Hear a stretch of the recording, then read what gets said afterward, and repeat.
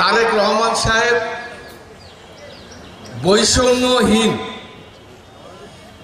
একটা দেশ উনি গড়তে যাচ্ছেন, যেখানে হিন্দু, মুসলমান, বৌদ্ধ, খ্রিস্টান, যেখানে শ্রমিক, কৃষক, বড়লোক, গরিব কোনো ভেদাভেদ থাকবে না।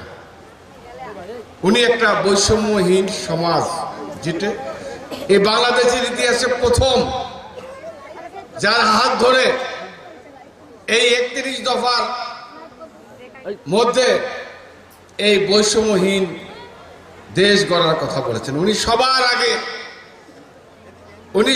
আগে আওয়ামী লীগ এই দেশ থেকে বড়লোক আর গরিবের মধ্যে দুটো ভাগে ভাগ করেছিলেন।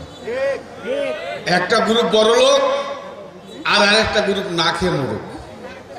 উনি আওয়ামী লীগ দেশটাকে একটা দেশের শেষ প্রান্তে নিয়ে গেছে। সেখান থেকে এই দেশটাকে বাঁচানোর জন্য উনি গ্রামের মানুষের রাস্তাঘাট, এই যে রাস্তা চাই, রাস্তা চাই, বিদ্যুৎ চাই, বিদ্যুৎ চাই, এই স্লোগান আর থাকবে না। সকল বিভেদ, সকল ভেদাভেদ, সকল কিছু ভুলে গিয়ে বাংলাদেশ, উনি বলেছেন সবার আগে বাংলাদেশ।